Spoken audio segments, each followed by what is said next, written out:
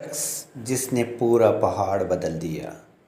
یہ کہانی آسٹریلیا کے ایک کسان پیٹر اینڈریوز کی ہے جسے لوگ شروع میں پاگل کہتے تھے۔ آسٹریلیا کے ایک خشک علاقے میں پیٹر اینڈریو کا فارم تھا۔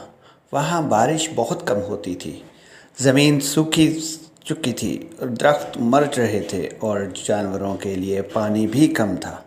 گاؤں کے لوگ کہتے تھے یہ زمین کبھی دوبارہ سرسبز نہیں ہو سکتی، لیکن پیٹر ہار نہیں مانی۔ وہ دن رات قدرت کو غور سے دیکھتا رہا۔ اس نے محسوس کیا کہ جب بارش کا پانی تیزی سے بہہ جاتا ہے تو زمین خشک ہو جاتی ہے۔ اس نے ایک عجیب منصوبہ بنایا۔ اس نے چھوٹے چھوٹے بند اور نہریں بنائیں تاکہ پانی زمین میں جذب ہو جائے۔ لوگوں نے اس کا مذاق بنایا۔ کسی نے کہا یہ وقت اور پیسے کا ضیاع ہے، مگر پیٹر خاموشی سے اپنا کام کرتا رہا۔ چند مہینوں بعد حیرت انگیز تبدیلی شروع ہوئی۔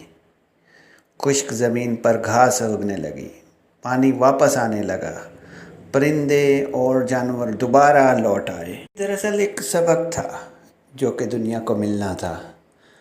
دنیا آپ پر ہنسے تب بھی اپنے اچھے مقصد پر قائم رہیں۔ صبر اور محنت ناممکن کو ممکن بنا سکتی ہے۔ ایک انسان بھی دنیا بدل سکتا ہے۔